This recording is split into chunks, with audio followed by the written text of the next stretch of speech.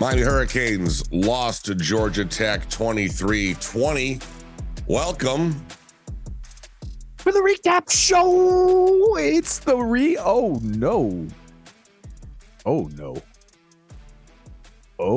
no. I think we should just get right to it and talk about the elephant in the room. And I have thought about this since last night. There is no way, no physical way, when Mario Cristobal proposed to his then fiance that he got down on one knee. He just didn't do it. Listen, man, he's no knee Mario. That's who he is. He's no knee Mario. This is now the second time he's done this. Second time. We mocked him in 2018 when it happened. Yes, I did. You can go back and listen to those episodes. There was an episode where I remember it. There was an episode was brought up, and Scoop said, "Shut up! It will never happen again.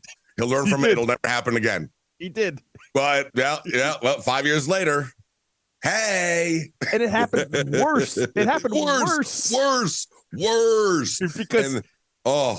Because in that instance, I think he still would have had like 10 seconds left on the clock. Yeah, there was going to be like 10 or 15 seconds, and Sanford gets the ball back. Yeah. And in this case, all you had to do was kneel down, and the game was over. Who was the analyst? Was that Hasselbeck in the booth calling the game? Because he was having a conniption. And when I watched it back, he was losing. Like, what are they doing? What are they doing? He called it. I quoted it from the OBB main account. He said it was the worst coaching mistake he's ever seen. That's what he said. He's watched a lot of football, played a lot of football, called a lot of games. He said it was the worst coaching mistake he's ever seen. And it was like, Middle Tennessee State happened last year, and Mario says, "You know what? Hold my beer. Just when you think it's safe to go back into the waters, I'll even show you something even more perplexing." Now it's a conference opponent. I get it, right? None of those games are easy. That game wasn't easy way up until that point, and I'm sure we'll talk about it. But that was perplexing, and that was embarrassing. Scoop. Come on, Scoop. I don't even know what to say, man. Well, I got to be honest with you. This is the how many times have we done this? I want nothing to do with this fucking show. I'm here because you're making me be here. I've got so many fucking opinions, and I can't say any of them. Why can't you say? What are you talking about? What do you mean? I don't want to talk. I don't want to talk about it. Oh, I mean, listen. Let's talk about the first. Let's talk about the first one. The first elephant in the room is that it's unfortunate that you can never bring your family to a game again. It's true. I thought about this morning. And I'll talk about this. First, tell everybody the first game that they went to as a family. Yeah, so the first game we all went to that I took my girls to was Middle Tennessee. Mm-hmm. Right. And then we take them to this game because it's a night game. It'll be nice out. Mm-hmm. It'll be a good experience. Have some fun. And I woke up this morning and I thought to myself, and this is obviously the father in me, is how bad I felt for my two daughters last night. Because Maven leaving at 12:15. She's exhausted. She's fallen asleep during that final fucking debacle. Says, what's the point in going back? They always lose anyway. She's 7. And I'm like, that was absolutely the worst part of the entire thing for me. Kenzie's distraught.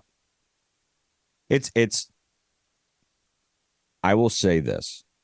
I was standing next to somebody last night. We watched the entire, probably fourth quarter together. And I said to him, as we got under 2 minutes, and Georgia Tech didn't have any timeouts, we got a first down. I then turned and said to him, because the game's over. I'm not sure if you guys realize how this math works, this math stuff. The game is over that. Mm-hmm. I've seen a lot of football. Mm-hmm.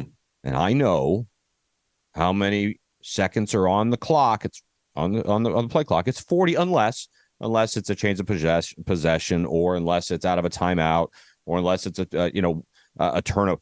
Then it's 25, but it's 40 otherwise. I know these rules. And I say, this is pretty cool, because the last 15 years, 100 times out of 100, we lose this game.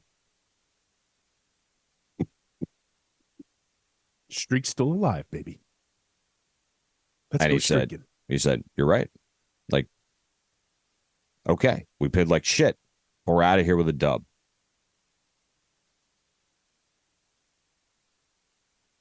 I mean, just a blanket go fuck yourself for everybody. That's what I've got. So let me go ahead and just read what he said, Mario, on the final drive. This is what he said after the game. Quote, when the drive started, it was going to be a minute 57, and we burned about a minute 27 off, and then it was recalibrated. We should have taken a timeout right there at the end. Thought we could get the first down. We talked about 2 hands on the ball, but that's not good enough. Should have told them to take a knee. That's it. Fumbled the ball at the 25, and they went 75 yards in 2 plays. No excuse. Bro, like, I don't even understand what he's thinking there. Like, dude, your awareness was out the window, you and Dawson. Like, we ain't first down. There's no first down to get, bro. The game's over. It's called victory formation. Like, you're calling every fucking play for 3 hours to get to the point when you can call victory fucking formation. And either one of you were aware of the fact that there was no timeouts on the other sideline and that you could go into victory formation. The announcer is screaming it. I'm surprised you didn't hear it from the fucking booth. Like, the disconnect, and then trying to tell, it was this, recalibrated. What are you talking about, Mario? What are you talking about? Like, get your head out of your ass. Fireable offense. Absolutely a fireable offense for any coach at any level. Pee-wee. You can fire a pee-wee coach for this bullshit, let alone a guy making $7 million a year. Yeah, I know. Which couple points to that, Toast, to piggyback off that. For the life of me, and I've said this for years, right? For the life of me. Now, the Pringles guy, right? Fill the sleeves. Cool. He's like the get back coach. I don't want him near me if I'm a head coach. I don't need you. Okay. I don't know what you're providing value other than being a hype man and keeping me from going on the sideline. I need somebody that has the wherewithal that says, hey, genius, take a knee. The game's over. All right. I've done the math. I envision a desk and like a guy crunching numbers the whole game. So that never happens. At the end of a half, he knows exactly when you get the ball to a T. Like, you would expect that the guy making close reportedly to about $8.5 million a year, that he would have the wherewithal to make these calls, but apparently he doesn't, because it's the second time he's ever done it, right? He's done it. It's the second time he's done this. So it's unfathomable. I don't understand that. You have all these people on staff. Nobody can tell you to take a knee. Like, we got this, and there's no excuses. That whole first statement from you, Mario, sounded like an excuse, right? That's what that was. It was an excuse. It was an excuse. We should have need the ball. Well, that was a lot of excuses before you said no excuses. It just didn't make sense. It still doesn't make sense. It's incomprehensible. Like,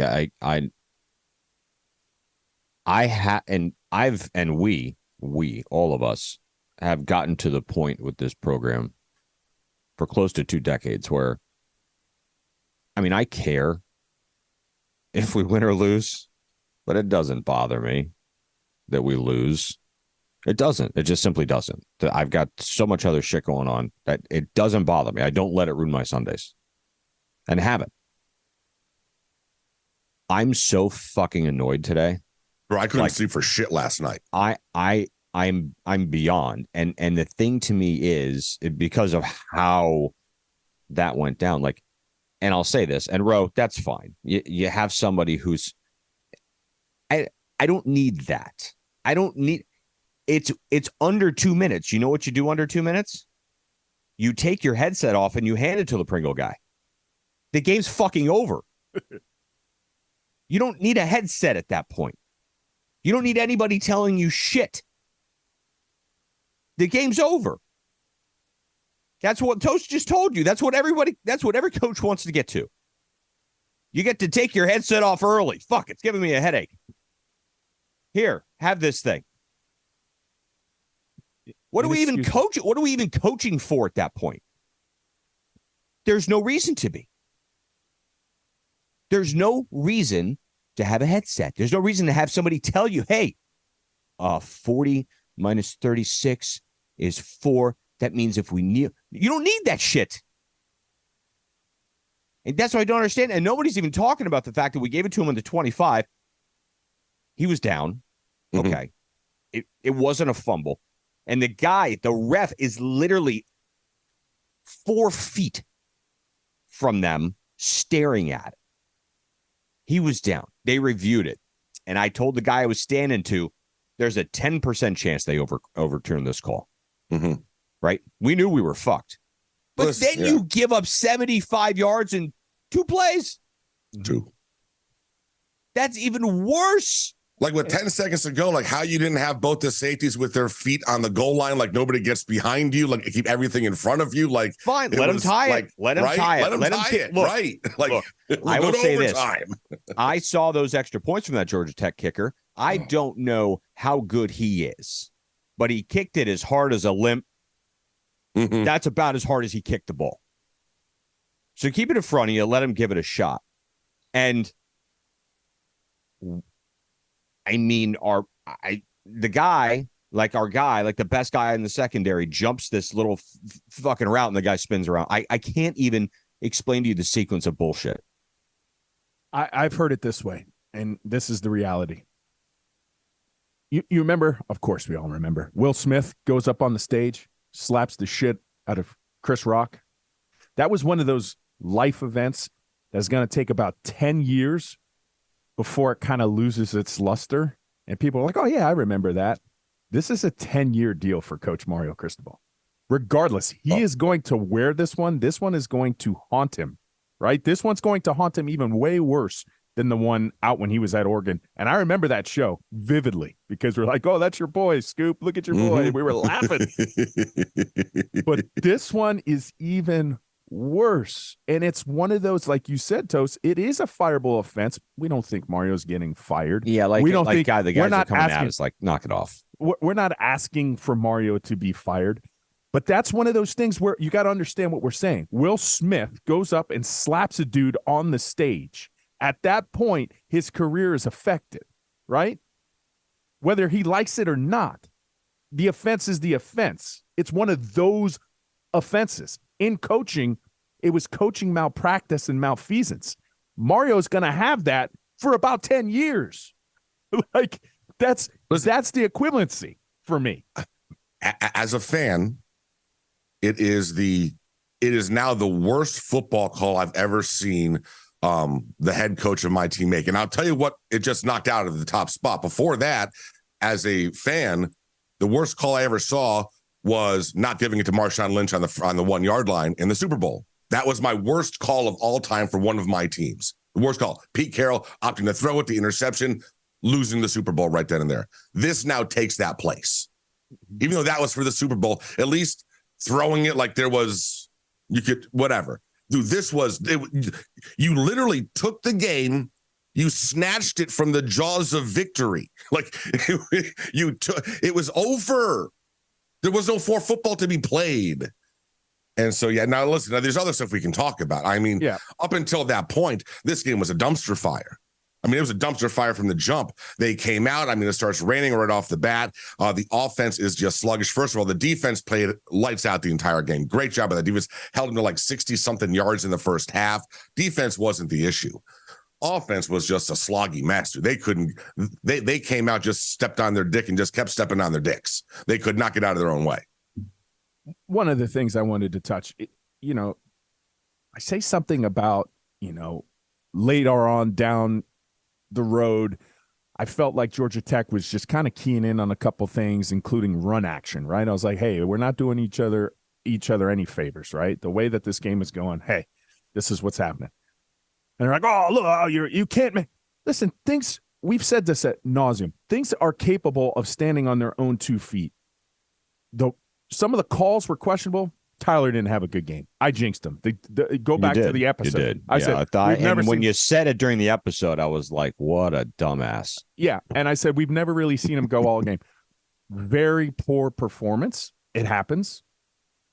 The interceptions, really no excuse. I mean, the first interception, bad ball, safety. He brought him up. Now, I will say this. When I look at it, the student of the game, one of the things I'm going to go back to pay attention because I really feel this was the case. On the other side was just a tight end standing there, kind of holding a position. The safety didn't care about him, and then jumps back over to the guy you should care about is Xavier Restrepo. So you're not doing yourself any favors, but the quarterback is 100% at fault because you got to attend for that. You got to attend for that safety. Now the other, absolutely, you're running a corner route. That corner has that responsibility. They make that call all the time. He gets deep. He makes a pick. The other one is the only one where I could be like, okay, I don't know. Jacoby George. He's Jacoby George. So 2 out of the 3. And look, and Mario told you that in the press conference without telling you that in the press conference. Yeah. So I watched the replay. It was not. It was an option route, and the receiver didn't read it properly. Read it right. Exactly. And that's what you get. So that wasn't. And I'll say, look, Tyler didn't have a good game. That third one's not on Tyler whatsoever. But the other ones inside, the other ones and where they were, listen, they led to points. When you threw the one coming out, you threw that interception on the court, bad. And then every interception either took points off the board or led to points. So you got to put that on the responsibility of the quarterback. The other I do want to point out one thing. Yes, I agree with you. Right. And first of all, that corner dropping off they ran a running back in the flat and the corner just left him and fell into coverage on the corner route, which was only the third time they ran a corner that I saw, or at least he attempted to throw the corner out all night. That's a great play by the corner. So, I mean, I'm making excuses, right? He threw the pick. But I do want to point out the fact that Tyler ran that dude down. Yes, he did. So you can say whatever you want to say about he could have thrown that pick, and that's a house call 99 out of 100 times because he just says, well, I got no chance. He ran him down, pushed him out, and they held him to a field goal, which gave us the opportunity to win the game, and then we fucked it up. Yes. Well, listen, so I'm giving you the other side of things. Yes, he didn't play well, but there are some other things that the casual fan needs to see and understand. Listen, man, it's college football. These are kids. They're going to lay a stinker. There's going to be games like this. There's going to be ugly games. And regardless, you lost the turnover battle. Your quarterback had the worst game he's had in 2 years, and you were still in a position you still should have had the win. Yeah. Despite all of that, you should have been able to steal this victory, but your head coach and offensive coordinator went ahead and decided just to have a brain fart and have total malpractice. Yeah, had 5 turnovers at the end of the day. You're not gonna win that game. But at the end of the day, you did win the game. You did win the game. That's 5 fucking turnovers. You still won the game. Won the game. You had 4. Won the game. You had literally 4, and it was the 5th turnover that was the backbreaker. It shouldn't have happened. You literally played the worst game that we have seen. I mean, you can put it up with some of the games from last year. But bro, you had the win still. You still had the win. Like, that's what good teams do. They find ways to win shit games like that. And Boston College, do you remember Boston College in 2001? Yeah, these kids dug down and they got and they showed heart and they battled back and they were literally like, I don't know how Mario looks any of them in the eyes. How do you take a knee there and you say to everybody, man, thank God. I'm glad we had that game. Well done. You came out with the W and you played really poorly and we still found a way to win. That's what good teams do. And they did that. That's the thing. This team did that. And they have nothing to show for it except a big, giant fucking ostrich egg on their face. Miami outgained them yardage-wise, held the ball longer, possession-wise. They doubled them in yardage, for fuck's sake. And they managed to lose the game. Off the backs of some turnovers. But they had the game won. And I hate to have excuses, but go fuck yourself, Jeff Heaser, the head official. I mean, the calling a hold on an inside zone read. Are you fucking kidding me, dude? Like, we're going to call it on every single play then? So that would takes a touchdown on the board with Cooper was bullshit. Then calling flag for taunting. The replay shows didn't taunt at all in the end zone. Not at all. But you call 15-yard flag there. I mean, are you fucking just? And then the last play, clearly elbow was down before the ball gets ripped out. Clearly, and you still don't overrule it. And he also called the roughing the passer on Noah. Yep. Yeah. Complete bullshit. Oh my God, dude. I can't. I don't know. This is why I didn't want to come on this. You make my day worse. Well, yeah. I was fine just waking up and pouting for an hour or so.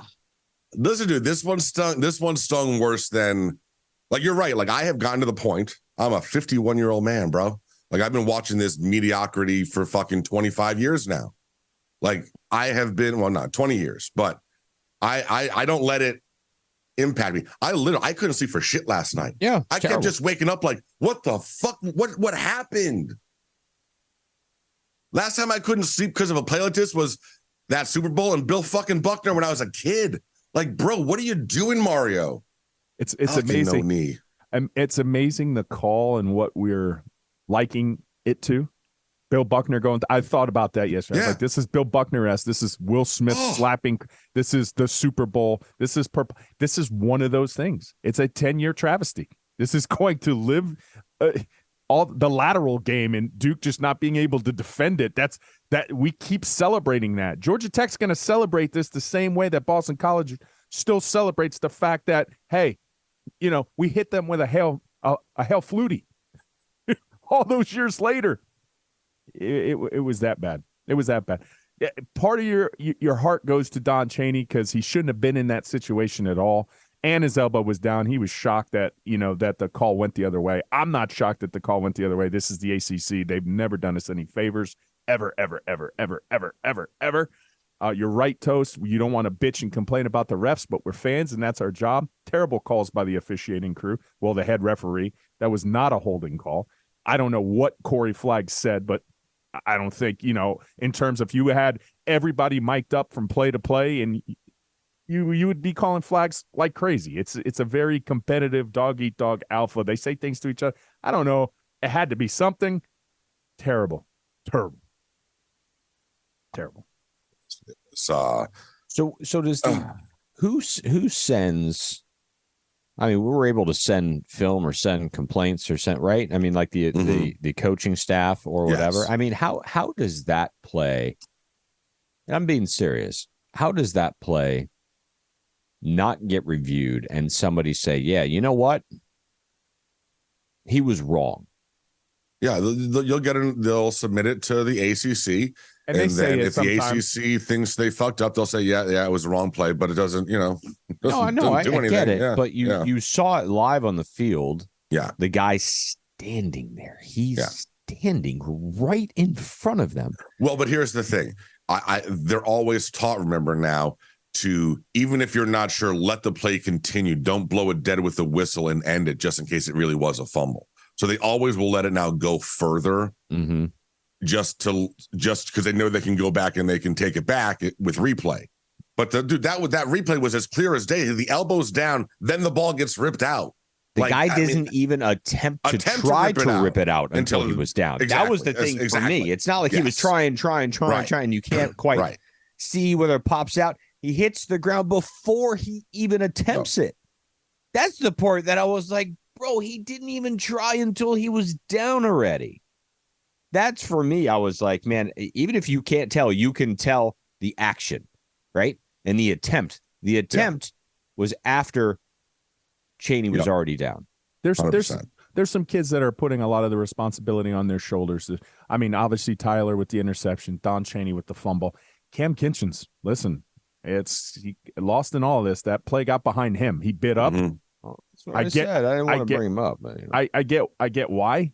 You're trying to keep him out of field goal range to tie it, but the more important thing is as a safety, you can't let anything get behind you. It's exactly what he did. Man, you're the last line. Yeah, made it so easy at that point in time. There was a couple times, defense played really solid, but that was a busted coverage that led to points. And then later, Miami's feeling the juice. There was like a third down situation. They had a busted coverage again, and that led to points. That led to 7. They drove the length of the field. Had Georgia Tech didn't have many quality drives, but that one was. And the secondary let us down in those two instances. But again, you're willing to live with that if you can win and you can clean that up. It's brutal loss. I will say this, and just talk about roster management and the structure of this roster that Mario built, is that if there was a time where maybe you wanted to pull Tyler for a series just to kind of settle him down, you can't do that right now because you don't have a backup quarterback you can put in without burning a red shirt. And again, we've talked about in the offseason the fact that you didn't bring in a veteran portal quarterback just to have an extra arm for, God forbid, Tyler gets hurt or is having an awful game like this. But now you're like trapped with him. You had to hope that he could figure it out in the game. You can't even give him a series off because you don't have the roster to allow that to happen. It's just, man, bro, like last night you saw so many deficiencies, both in the coaching and the awareness and then the roster. It was like, bro, it's just, and then you lose Pancake for the season as well. So depth at the line now is, I mean, bro, it was, it's rough. Mauino is also hurt. Yeah. Yep. Shoulder. He was working his shoulder. Yep. Yeah. Yep. So I mean, I have this. I still do. I think my man crush on Dawson. On Shannon Dawson. Mm-hmm. The majority of the game until they hit X on the post, and then he hit Jacoby on her post. They ran. Oh God, I swear to God, this frustrated me more than anything I've seen in a long time. They ran a cover 2 shell for the most part, right? Mm-hmm. They ran a cover 2. They just bracketed. It was a zone. They ran a bracket zone the entire fucking game. It's the most boring, rudimentary shit you could possibly run. And we've said, okay, we've said this on here in regards to defenses we're going to face. They're going to take away one and try to get you to beat them with the other because we have the capability of doing both. They ran, let me repeat this. They ran an umbrella. They ran a simple, basic umbrella all night. And we were so fucking confused by it and couldn't do anything with it. And not until that post to X did we even try to take the top off. Like, the safeties are 10 to 12 back, and we're literally running everything underneath them all night. Everything we ran was underneath, just trying to find the pockets in the zone. We never even attempted to take the top off until late in the game. And I'm like, what I'm literally saying, what the fuck are we doing offensively? Establish the run. Fine. You gained 3 to 4 to 5 yards a pop. Fine. But can we get the safeties back a little bit? Can we at least attempt to get them to move? And we didn't. We didn't for 50 fucking minutes. I will say that Shannon kind of took a couple steps back for me. I'm still going to watch the student. That's what he game. deduces from that whole thing. Yeah, no shit. No. Yeah, you think? But, You're starting to see what some of those Houston fans are saying continue. in the offseason? I'm sorry. There's something to this, but I'm going to expand upon it.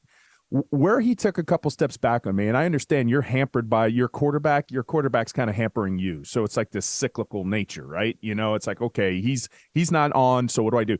But the thing that I agree with you, Scoop, from first glance, it just looked like they were just 2 safety shells. I'm sure they did some more things beyond that, but they didn't really get aggressive and putting box numbers, right? Miami did that, and then later on, they shut down our run game because every time Tyler Van Dyke, and this was one of my biggest gripes, and this is why I think Shannon takes a step back, because every time Tyler would go like he's holding the mesh point, now the safeties are crashing.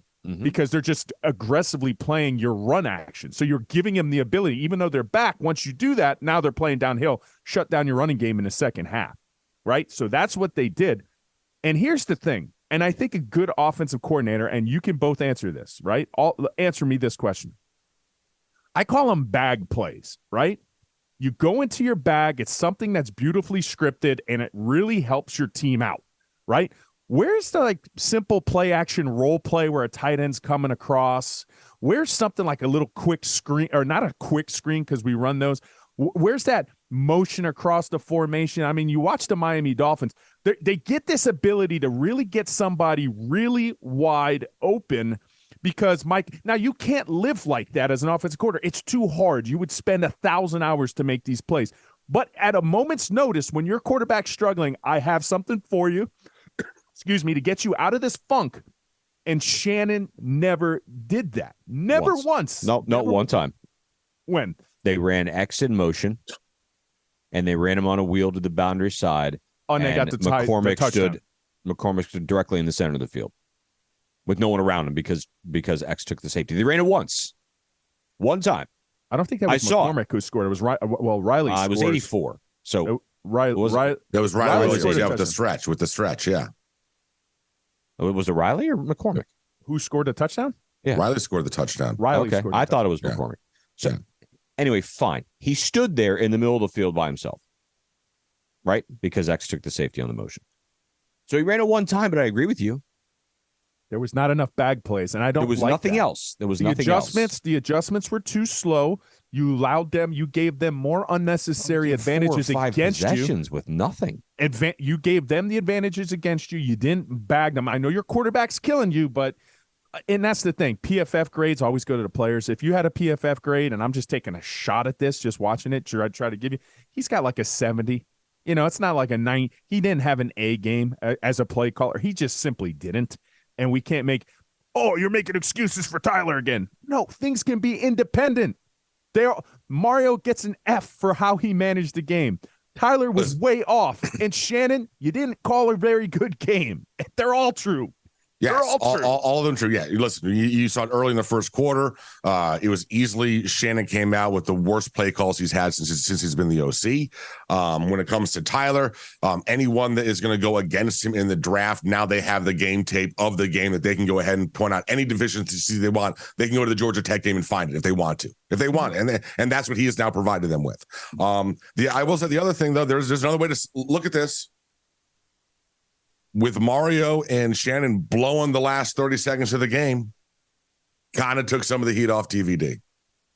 Yeah, it did. Because that's all we'd be talking about today would be TVD. But instead, we're talking about incompetence with the coaching staff. So, they gave him a little cover.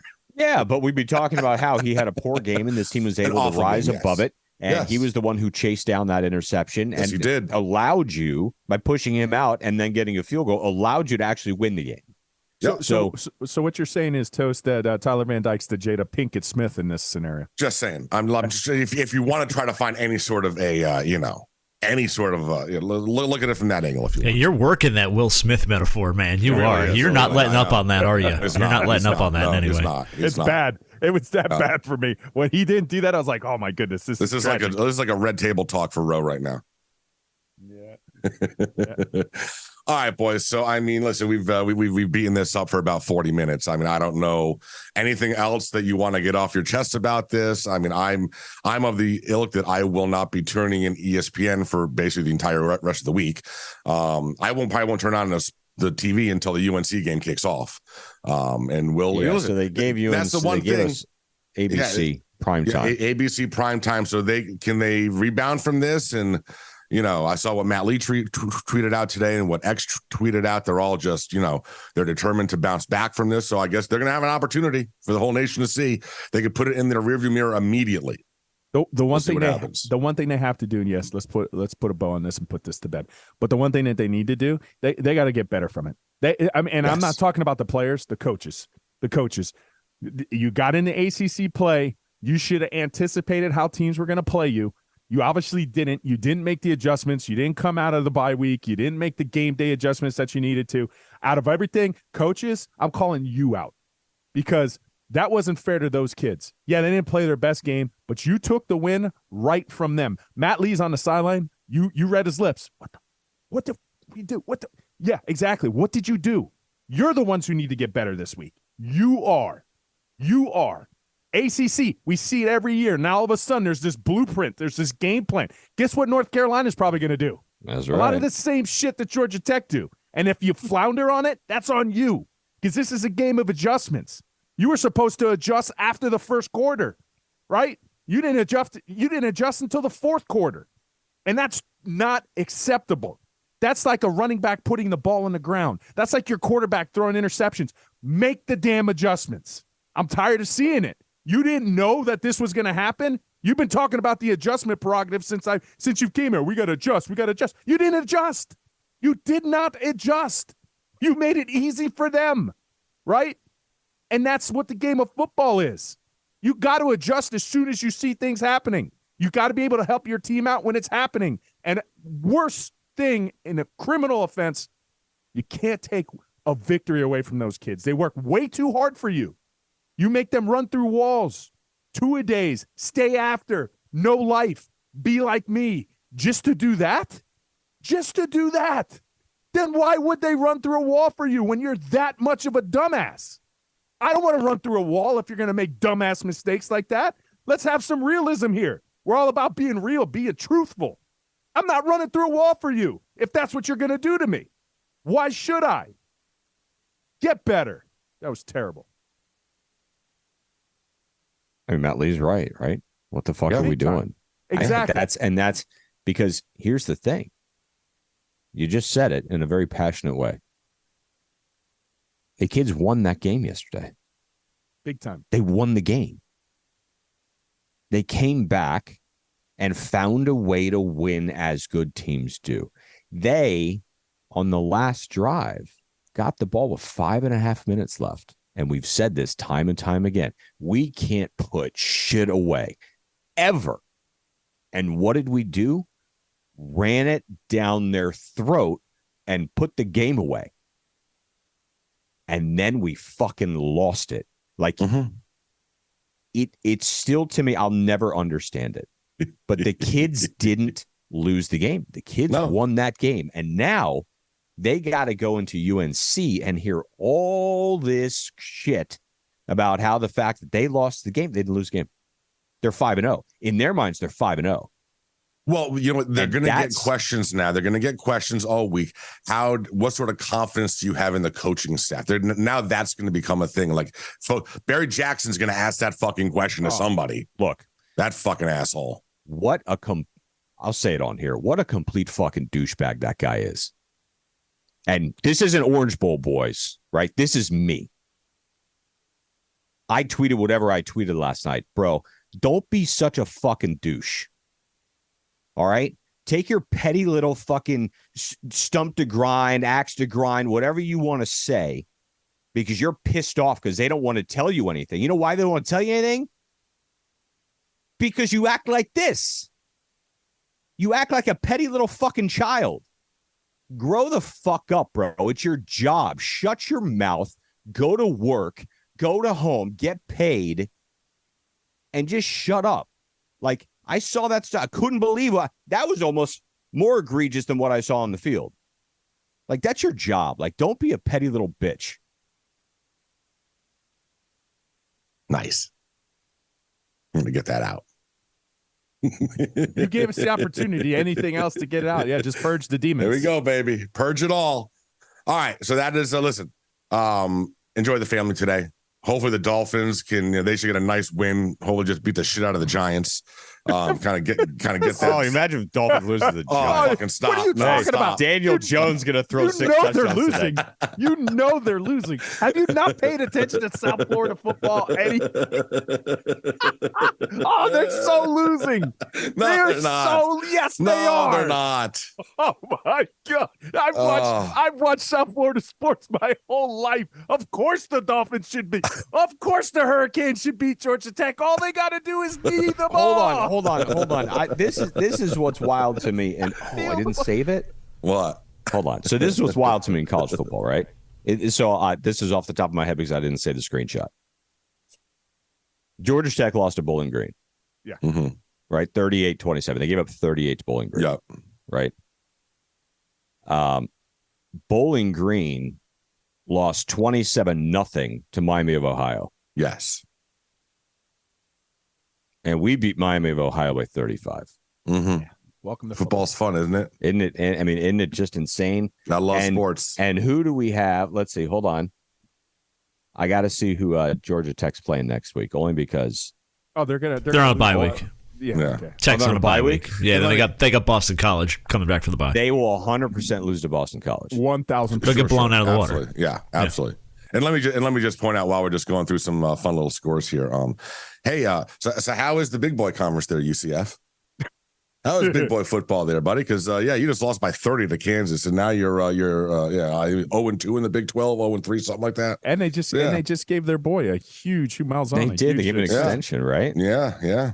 So that game was ugly late. Like they had 6 points in like the third quarter. Yep.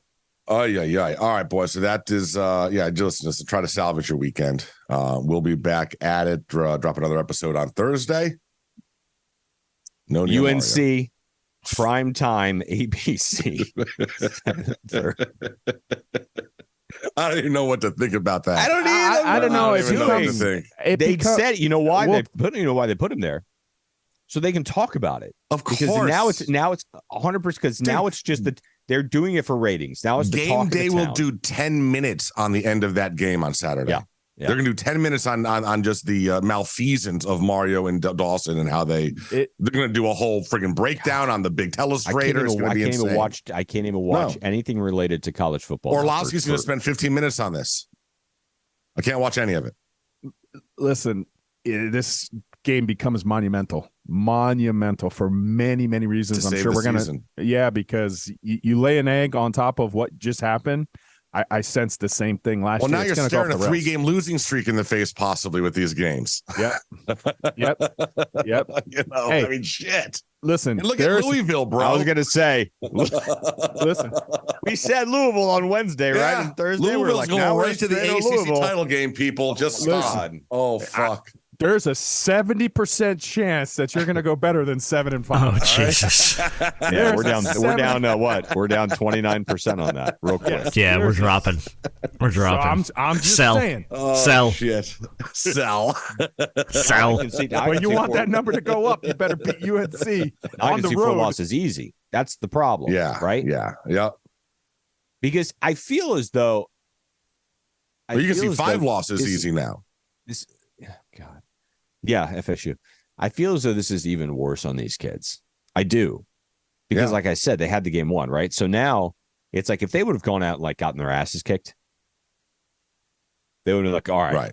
We played terribly. We got to get this right. We're not where we thought we were. We can come out. We're a better team than that. We can win this UNC. Yada, yada, yada. It's all that same thing. But they have to be so dejected. I'm dejected. I if we would have lost by 30, I'd be fine. I would have slept fine. I would have been fine today. It would have been nothing wrong. Yeah, this happened before. We've seen it. It was the route. It was the mechanism of how they lost is what's killing us today. Mm-hmm. Not that they lost. No, the way they did. They didn't even lose. They didn't even lose. They didn't even lose a game. Oh, I can't even. I don't know. All right. Have a great one. We'll be back. New episode will drop on Thursday. As always, go Canes. Yo. Bang.